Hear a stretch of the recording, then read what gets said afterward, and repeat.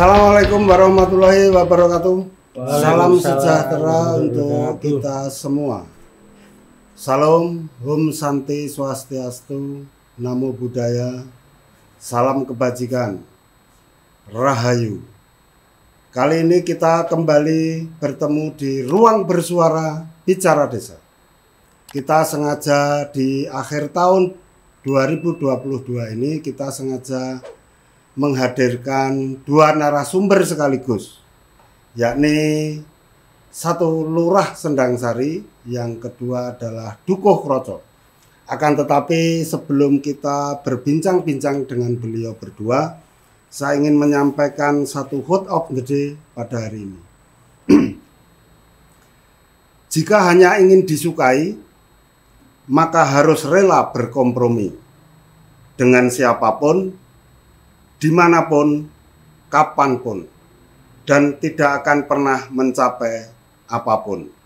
Margaret Thatcher, mantan Perdana Menteri Inggris. Kita akan memulai berbincang-bincang kita dengan Lurah Sendang Sari dan Dukuh Kroco. Selamat datang Pak Lurah. Terima kasih.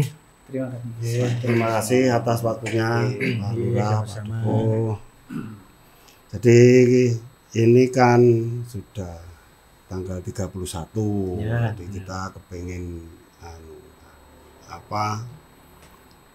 mengetahui apa yang selama ini sudah dilakukan Pak Lurah maupun Pak Dukuh. Tapi yang pertama saya kepengen bertanya ke Pak Lurah terlebih dahulu. Siap. Pak Lurah sudah menjabat 1 tahun berarti ya. Oke. Di tahun pertama ini kira-kira apa sih yang sudah Pak Lurah lakukan kira-kira saat menjabat dan sudah selama 1 tahun, apa kira-kira yang sudah Pak Lurah lakukan? Ya. Silakan. Terima kasih Pak Bisma waktunya. Sebelum saya menyampaikan beberapa hal terkait dengan saya menjabat Lurah Sendang Sari selama 1 tahun, saya juga mau menyampaikan kepada warga Sendang Sari. Kami Lurah Sendang Sari minta maaf sekali untuk pembangunan 1 tahun, tahun 2021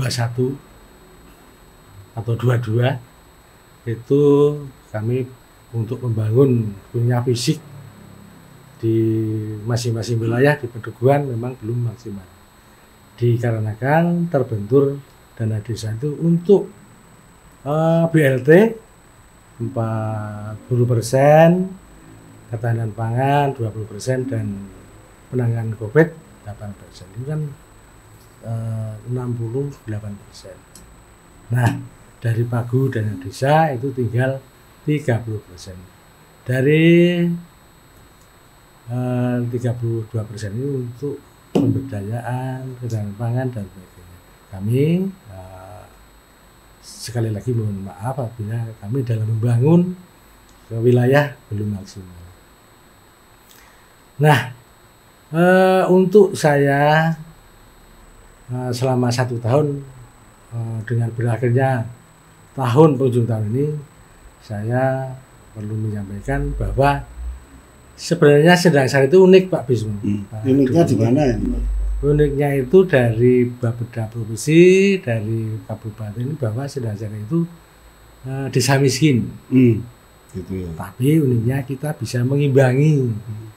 Mengimbangi kemiskinan atau mengimbangi dalam arti positif, katakanlah ada kegiatan, ada lomba dan sebagainya, itu alhamdulillah Sendang Sari selalu mendapat nominasi, walaupun 3 besar. Nah, untuk awal seingat saya itu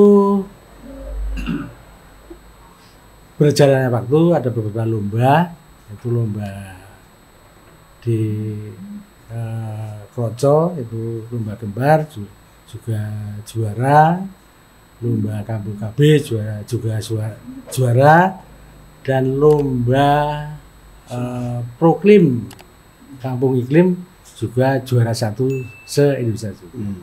Nah, yang sangat-sangat membanggakan, yang sangat menjadi kenangan buat kita pada akhir tahun kemarin kita menjuarai keterbukaan informasi publik se-Indonesia. Itu sudah luar biasa bagi saya. Nah, kami juga kemarin untuk terakhir ketika setelah hari jadi juga kami memang disibukkan dengan kegiatan-kegiatan. Nah, kami awalnya dari Dinas Kominfo Kabupaten Progo itu kami ragu-ragu ditawari untuk lomba apresiasi desa keterbukaan informasi publik. Nah, dari Kominfo menyodingkan komisioner ada beberapa indikator. Nah, kita terpaksa nututi ngejar terkait dengan ini dan sebagainya. Nah, kita dalam mengejar komisioner itu ya kita perlu waktu selama 3 bulan kurang lebih. Itu tiap hari, malam, lembur dan sebagainya. Nah, awalnya memang saya ngasih support atau semangat bagi tim lomba apresiasi desa bahwa kita kira-kira majunya itu mau benar-benar maju atau tidak. Kalau cuma ragu-ragu nggak usah aja. Kalau memang harus menjadi juara satu ya kita tetap genjot, kita pacu. Alhamdulillah demi tahap walaupun kita lembur siang malam, malah itu rekan-rekan dari tim itu malah saya ingat dulu malah jam 3 Selasa jam 3 itu masih pakai kaki. Jadi hari Senin pakai kaki belum pulang. Nah, alhamdulillah setelah itu kita masuk tingkat provinsi itu juga juara, dan setelah itu kita maju ke nasional. Alhamdulillah masuk 10 besar. Setelah itu kita divisitasi. Nah, jelang beberapa waktu kita diundang di Jalan Hotel Syahid Jaya Jakarta. Itu saya kaget karena undangan itu nomor 3. Ternyata saya sampai di sana bersama Pak Sekda, Pak Kadis Kominfo, saya kaget ternyata Sendasari juara nasional keterbukaan informasi publik. Berarti kemarin Pak Lurah sempat ke Jakarta untuk menerima. Iya seperti itu. Saya juga kaget. Saya kaget. Pak, tadi disampaikan ada beberapa lomba yang ternyata Sendangsari memiliki prestasi yang cukup membanggakan. Yang kepingin saya pertanyakan sebenarnya begini, lombanya punya prestasi, kira-kira nanti apa sih yang bisa dirasakan oleh masyarakat dari hasil lomba tersebut, kira-kira apa Pak? Nah, sudah disampaikan melalui YouTube, melalui WA ke grup-grup WA di Sendangsari bahwa Sendangsari punya inovasi podcast seperti ini, juga berita desa, dan umum yang di depan kita, di depan mata adalah layanan online Sendangsari Losari. Itu untuk mempermudah warga kita apabila ada kerepotan, ada acara dan lain-lain, melalui WhatsApp ke Losari untuk pelayanan siap kita akses untuk nantinya ketika yang ingin mencari syarat-syarat bisa langsung menerima apa yang permintaan dibutuhkan. Ya. Artinya dari prestasi lomba itu warga juga bisa merasakan salah satu manfaat dari sebenarnya. Oke, sekarang saya beralih ke Pak Slamet Supriyono SSI Dukuh Roco. Sudah berapa tahun Pak menjabat? Saya sudah 7 tahun. Dari tahun 2016 sampai 2023 ini. November kemarin saya menjabat 7 tahun. 7 tahun ya. Jadi gini, selama 7 tahun ini Pak Slamet sudah melakukan apa saja untuk Pedukuhan Kroco? Ya, mohon maaf Pak Bismo, karena kita bicara di Pedukuhan ya, walaupun memang pemerintah Kalurahan itu termasuk di bawahnya adalah Padukuhan, dan saya sebagai Dukuh Kroco yang kepanjangan tangan dari Pak Lurah juga, dan membawa wilayah yaitu Pedukuhan.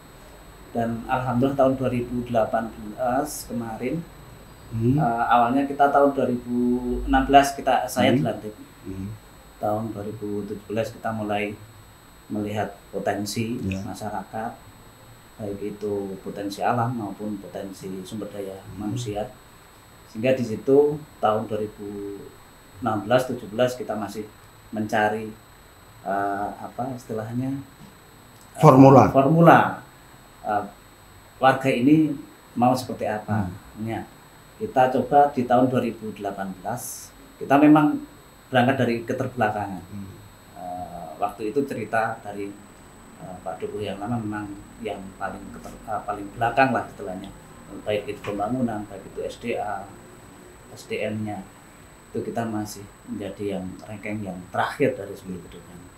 Dan alhamdulillah di tahun 2018 itu ada program dari BKKBN yang awalnya memang Padukuhan kami ditunjuk sebagai Kampung KB, dan Kampung KB tersebut ternyata tidak hanya mengurusi tentang KB, ternyata banyak di sana pemberdayaan, kita buat kelompok-kelompok kegiatan yang mengurusi dari remaja, balita sampai lansia.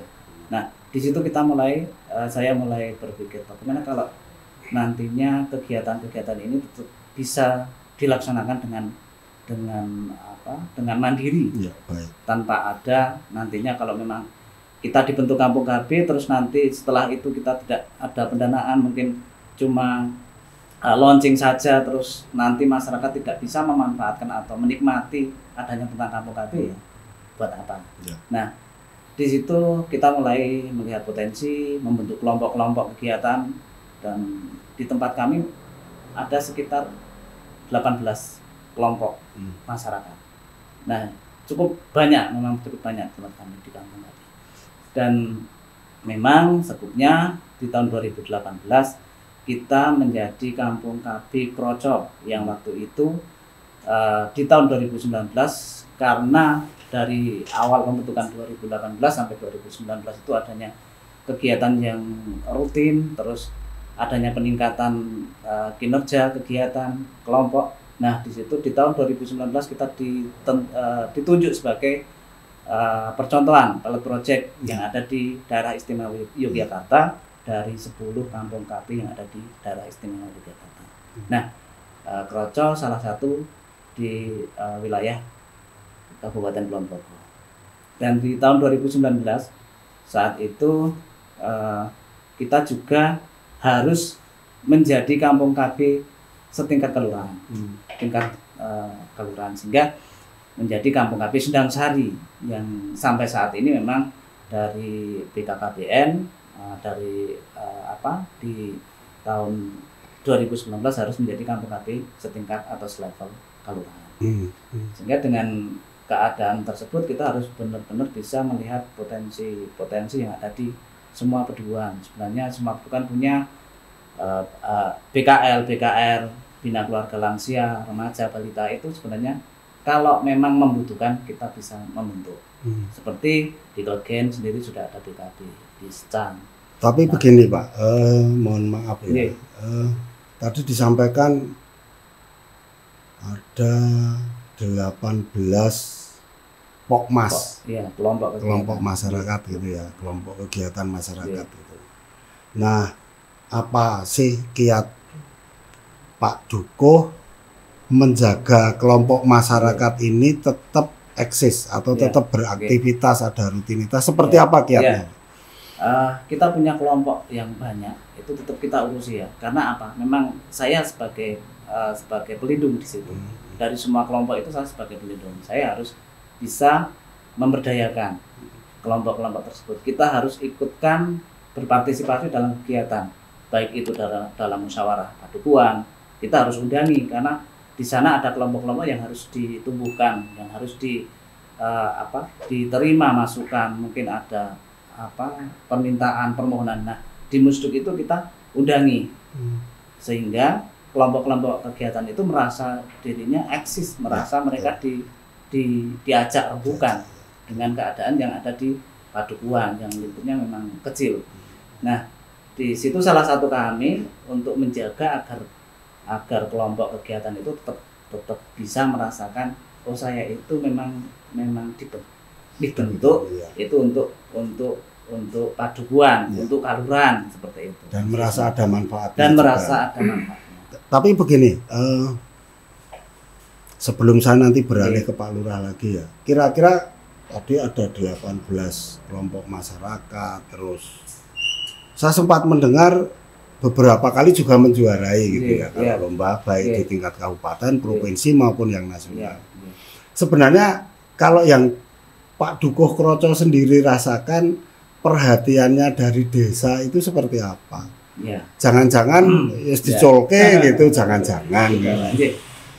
Sebenarnya memang ini kejuaraan itu sebenarnya lomba-lomba itu bukan sebuah tujuan menurut kami. Itu hanya bisa membuat kita berproses menjadi menjadi lebih baik, karena kita mengetahui apa-apa yang belum ada di tempat kami harus ada, karena lomba tersebut ada sejenis kriteria atau istilahnya yang harus dilengkapi. Nah, dukungan dari desa sendiri, dari Kalurahan sendiri memang banyak sekali, karena dukungan sendiri dari Pak Lurah. Ketika ada kegiatan, Pak Lurah juga kersorawuh, itu sebuah dukungan. Adanya anggaran yang di tahun ini kemarin memang kita juga dianggarkan untuk kegiatan lomba posyandu untuk tingkat daerah istimewa Yogyakarta, DIY, itu kita memang dianggarkan untuk mensupport kegiatan lomba posyandu. Ya, tapi kan dukungan atau mungkin bentuk perhatian bukan karena sekarang juga dengan Pak Lurah sedang jadi narasumber kan? Bukan karena itu kan? Kan kira-kira kayak gitu. Tidak memang seperti itu. Karena saya konfirmasi langsung nih, Pak. Oke, terima kasih Pak Dukuh. Sekarang kita mau coba beralih ke Pak Lurah lagi. Di 2022 maaf. Jadi tadi sudah disampaikan beberapa prestasi tentang lomba, Pak. Kalau tentang pembangunan, entah itu pembangunan yang sifatnya pembangunan pemberdayaan, pembangunan sumber daya manusia, maupun pembangunan secara fisik dalam jangka 1 tahun ini sudah apa saja yang Pak Lurah lakukan? Ya, saya lanjutkan terkait dengan selama setahun saya menjabat sampai tanggal 31 Desember. Nah, banyak sekali pembangunan. Tadi sudah saya sampaikan, walaupun dana desa Pagu masih 32%, tapi kita juga bisa pola juga. Masih ada kegiatan-kegiatan terkait dengan pelatihan ibu PKK, pergerakan dan sebagainya, dan juga dari pemberdayaan juga. Nah, alhamdulillah, walaupun apa yang saya sampaikan tadi terkait dana desa itu, kami bersyukur sekali dan terima kasih kepada Bapak Gubernur yang telah memberikan bantuan kepada Jelasari berupa lumbung Mataraman. Ini dari Dinas Pertanian dan Ketahanan Pangan Provinsi. Itu Jelasari untuk lumbung Mataraman itu untuk kegiatan satu itu peternakan kambing Bligon. Yang kedua RMU, Resembling Unit atau gilingan gabah. Ini tangkap Nyun Sewu Pak Bismo dalam tanda kutip bahwa kita punya gilingan gabah itu tidak serta-merta itu menerima jasa giling, tapi kita kulit gabah, kita giling, terus berasnya kita jual ke pasaran. Yang ketiga itu untuk program padi varietas unggul padi minor itu program Pak Bupati dulu Pak Asto itu alhamdulillah sampai sekarang kita lanjutkan untuk terkait dengan Lumbu Matraman juga. Nah, yang kedua itu ada dana dari Dinas Kebudayaan itu 500 juta. Itu kami tempatkan di Paduan Pereng. Itu nanti untuk sanggar belajar namanya Among Lare. Itu kan nantinya untuk belajar bocah kami kedepannya atau sudah mulai untuk tempat belajar bocah untuk belajar bocah unggah-ungguh sopan santun, ya sopan santun dan juga bahasa Jawa. Itu kan sekarang terkait dengan bahasa unggah-ungguh, bahasa Jawa itu sudah mau hilang. Itu sesuai dengan arahan dari Bapak Ngasodan. Nah nantinya itu kan lokasinya di lokasi sawah, Pak. Itu nantinya kedepannya untuk wisata edukasi pertanian juga. Kalau saya boleh tahu Pak, tadi disebut ada sanggar belajar. Saya cukup tertarik dengan sanggar belajar. Di situ ada tadi disampaikan untuk belajar tentang bahasa Jawa, tentang etika gitu kan sejak anak-anak. Nah siapa saja yang bisa belajar di sana? Warga Sendasari monggo dan luar Sendasari juga monggo. Seluruh warga Sendasari yang bisa belajar. Iya, di luar monggo nantinya. Terus rencana dari tenaga pendidiknya sendiri bagaimana? Ya Sendasari juga. Oh, dari Sendasari juga. Iya. Untuk nopo nggih. Ya nantinya untuk kan warga Sendasari juga banyak guru terkait dengan tenaga pendidik terkait dengan bahasa Jawa dan sebagainya. Nanti juga kita berikan nopo nggih. Peningkatan kapasitas terkait dengan bahasa Jawa tersebut. Dan juga kita ada bimbingan dari dosen UNY, jurusan bahasa Jawa juga. Nah kedepannya 2 dari bantuan DAES itu yang bumi itu juga untuk edukasi wisata juga, pertanian dan peternakan. Dan juga nantinya di daerah Pereng juga seperti itu. Karena misalnya kedepannya bahwa Sendasari itu nantinya untuk penyangga karena ada bandara tuh ya. Nantinya untuk apa di daerah aeropotolis. Itu nantinya baik pembangunan, fisik, arsitektur itu ekonomi nantinya kita masuk ke bandara nantinya dari wisatawan itu nantinya nantinya kita jaring nantinya ke arah Sendasari. Tapi kalau yang seperti sanggar belajar sekarang sudah berjalan ya Pak? Sudah berjalan. Sudah. Oke. Saya beralih ke Pak Dukuh Kroco. Pak Dukuh Kroco, jadi selama 7 tahun tadi ya, selama 7 tahun Pak Dukuh Kroco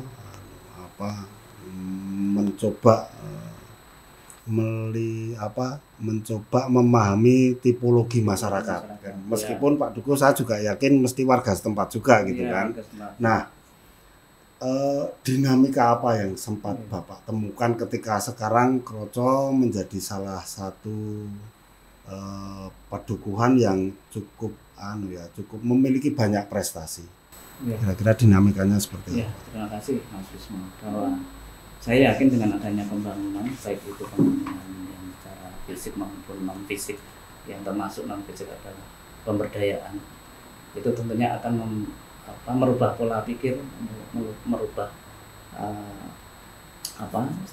pendidikan masyarakat tentang pembangunan. Nah, di tempat kami memang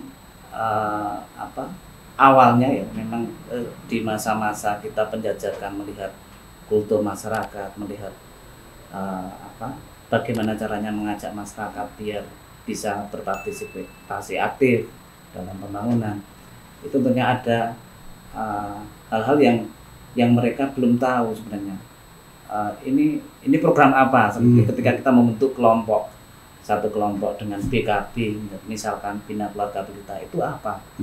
Nah, di situ memang masih awalnya memang masih pada istilahnya tidak peduli acuh ini program seperti apa, karena memang belum ada program-program yang saat ini di Padukan Kroco itu kelompok-kelompok kegiatan yang sebelumnya. Jadi memang hal-hal yang kelompok-kelompok yang baru itu membuat masyarakat itu bingung, ini apa toh Pak sebenarnya seperti itu.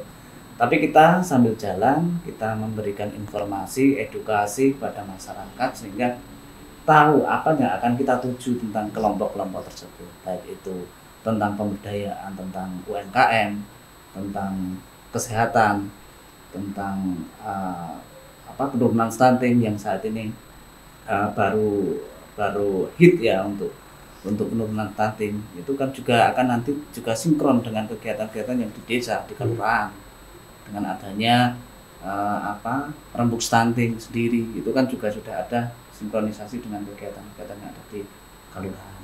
Sehingga memang awalnya tidak mudah ketika kita memperkenalkan atau membuat kelompok-kelompok tersebut, karena di masyarakat memang itu hal yang baru.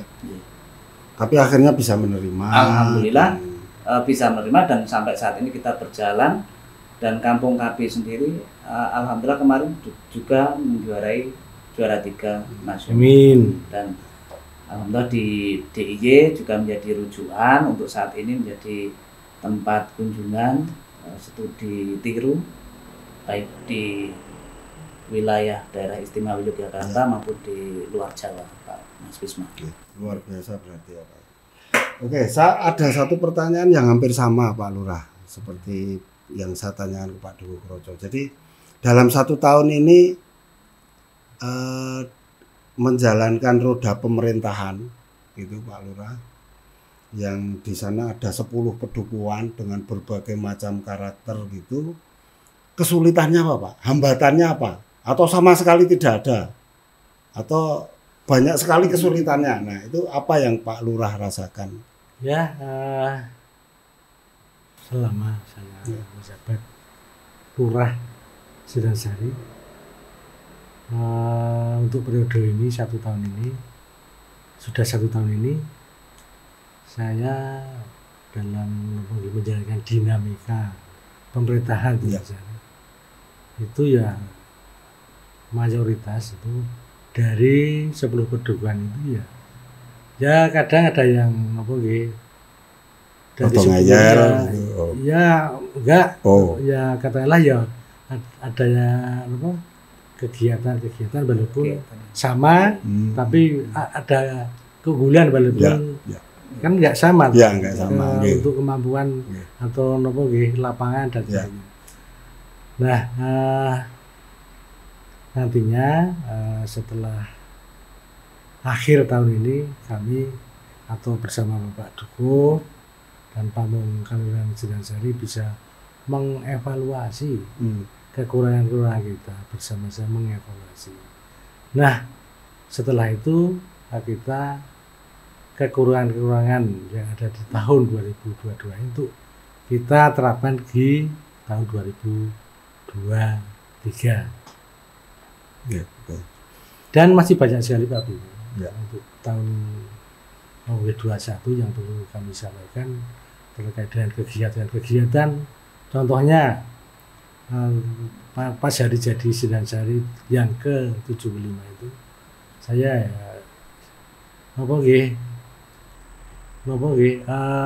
senang sekali bahwa pas hari yang pas arak-arakan itu banyak sekali warga Sindansari yang hadir di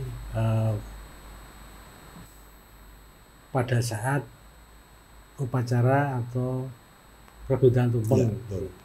Antusiasme masyarakat Sindansari sangat luar biasa ya Pak. Sekarang begini, Pak Dukuh Kroco, Di tahun depan, ini kan akhir tahun depan apa sih Pak Duko memprogramkan apa? Atau ini Pak Duko sudah merasa cukup atau nanti mau seperti apa kira-kira? Ya.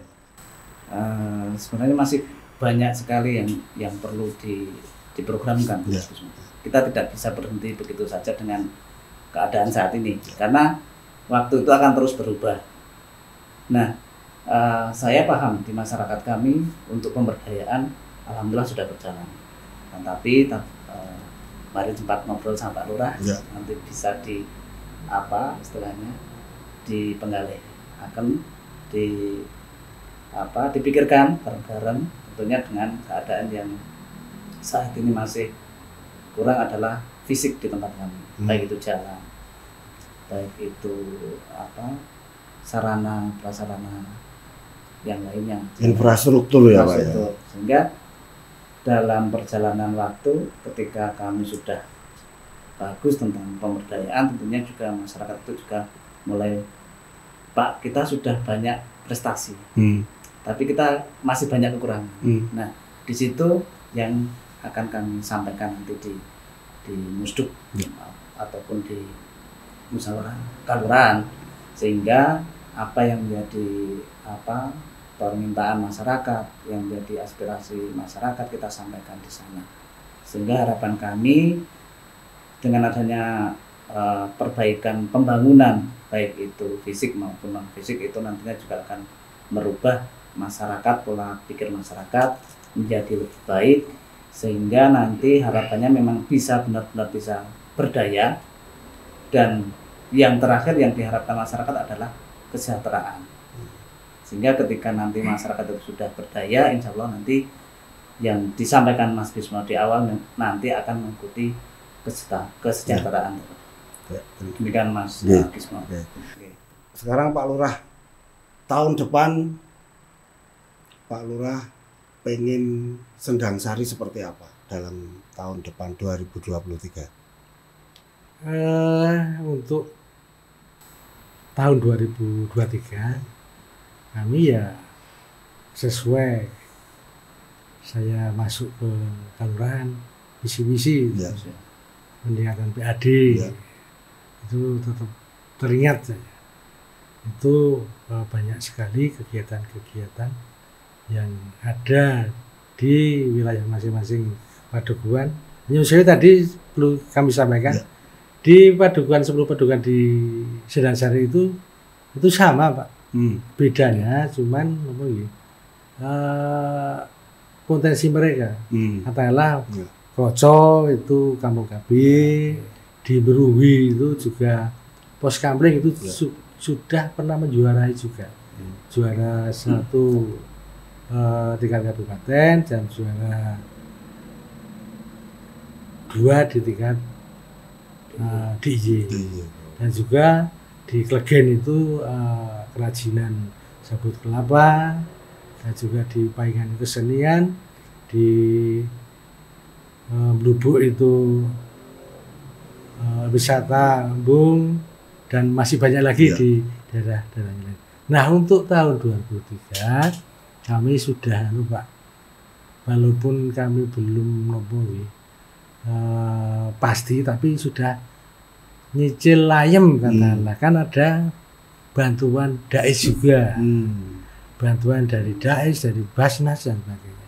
Nah, itu kan kemarin saya juga terkait dengan kriteria kelurahan Sendang Desa Miskin, itu ada bantuan Sendang Sari sebagai pilot proyek untuk pengentasan kemiskinan, sudah tanda tangan berita acara di ruang menoreh Pak Bupati.